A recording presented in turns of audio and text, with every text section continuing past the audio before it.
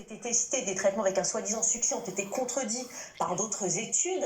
Votre propre traitement d'ailleurs fait l'objet de débats. Alors lorsqu'on compare votre série de malades à celle des malades traités avec d'autres protocoles, vous avez à l'évidence les meilleurs résultats et l'histoire est en train de vous donner raison puisque les chiffres infléchissent et qu'on va atteindre pratiquement le niveau zéro. Pour nous, vous êtes un visionnaire. Alors vous vous êtes forgé cette notoriété avec le coronavirus, vous êtes toujours sorti des sentiers battus et vous avez déclaré que cet épisode est en train de se résoudre et que l'épidémie du coronavirus est en train de se terminer. Est-ce que vous persistez et vous signez?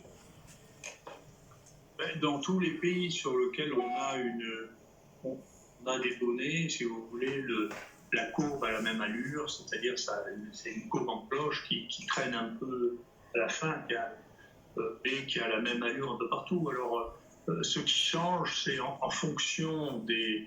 Et on va évaluer les différentes stratégies avec le temps. C'est en fonction de la stratégie qui a été utilisée, c'est le nombre de cas total et la durée de l'épidémie. Nous, à Marseille, par exemple, on a une durée relativement faible de l'épidémie, probablement par les mesures que l'on a prises et globalement les pays qui ont pris des mesures de tester énormément de manière à ce que les gens contagieux soient séparés, soient au moins informés qu'ils étaient contagieux, ont le même type de courbe, c'est-à-dire un raccourcissement de la durée de l'épidémie. Alors, scientifique et chercheur de renommée internationale, vous n'en restez pas moins un médecin de terrain attaché aux malades, analyse les symptômes, diagnostiquer grâce aux tests et donner un traitement que vous savez efficace. Vous avez martelé que votre rôle en tant que médecin était de soigner vos patients, une évidence malmenée pendant cette crise. Pensez-vous qu'après cette pandémie, l'Église sera remise au centre du village ?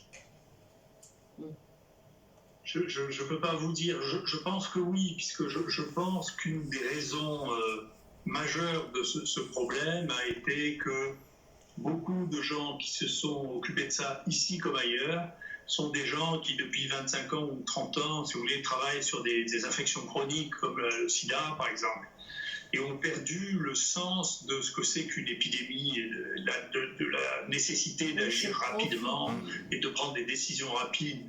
Et donc, moi, j'étais mal à l'aise parce que le sentiment que j'avais, c'était que la question était de savoir quel traitement expérimental on allait mettre en place et que c'était devenu la seule préoccupation. Et la communication s'est beaucoup faite autour de, puisqu'il n'y a aucun traitement qui soit reconnu pour l'instant, on ne fait rien et on attend un traitement expérimental. On n'a toujours pas les résultats d'ailleurs en France alors que l'épidémie est finie. Donc ce qui voit bien, moi j'avais un décalage. De ce point de vue-là, je suis plus près de ce qui a été fait en Extrême-Orient. En Extrême-Orient, les gens ont testé les médicaments qu'ils avaient avant de savoir si ça allait marcher ou pas, parce que simplement, on ne peut pas rester inactif, parce que c'est ce qu'on aurait fait pour nous, on l'a fait pour les autres. Oui. Alors, vous avez eu l'oreille des grands de ce monde. Le président français Emmanuel Macron vous a rendu visite à Marseille. Donald Trump a relayé votre traitement.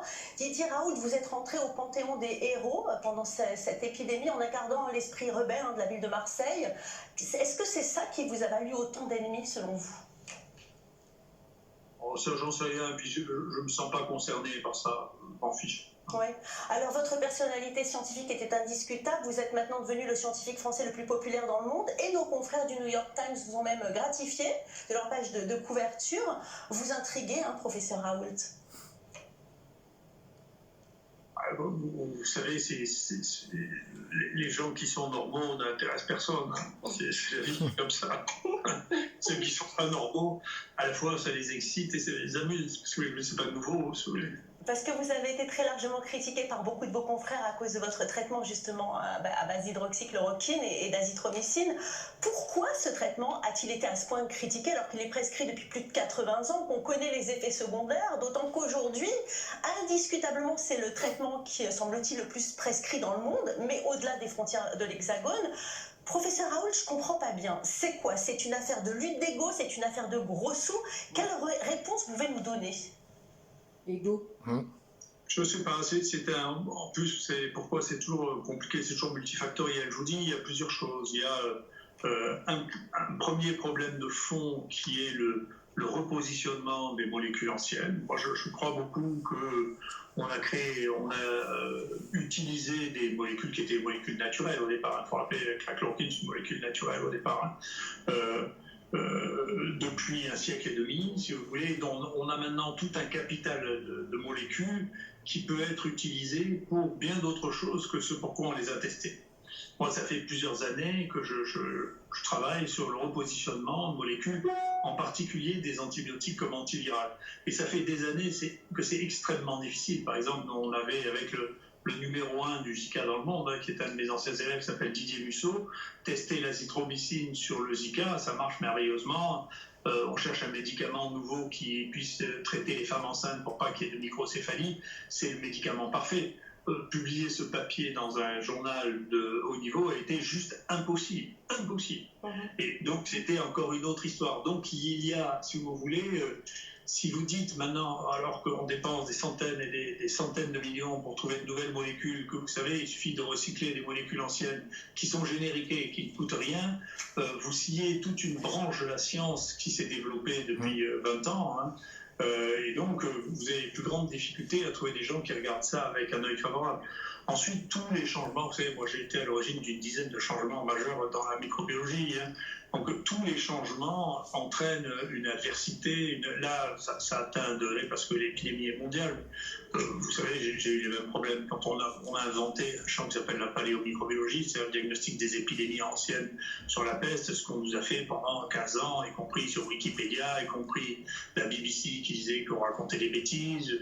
Vous savez, on a l'habitude de ça. Quand on a trouvé les œufs géants, les gens nous disaient que c'était juste une exception, que ça n'a aucun intérêt. La vie est comme ça, hein. Donc si vous ne voulez pas susciter de réactions, il ne faut rien faire. Et plus les réactions sont importantes, plus c'est important. Les réactions sont proportionnées à l'enjeu intellectuel et moral. Mais si, ce qui est possible, l'hydroxychloroquine est un médicament relativement général pour les infections virales respiratoires, si vous voulez, ça veut dire qu'on avait quelque chose sous la main depuis 70 ans qu'on n'a pas testé. Il est possible qu'il y en ait d'autres de molécules aussi banales, qui est un effet qu'on n'ait jamais testé parce qu'on avait une vision très imbécile, sous les de séparation des virus, des bactéries, et qu'on n'a pas testé les molécules qui marchaient. Par exemple, le premier médicament qui a été utilisé pour le sida marche très très bien sur les bactéries, en particulier les bacilles multirésistants.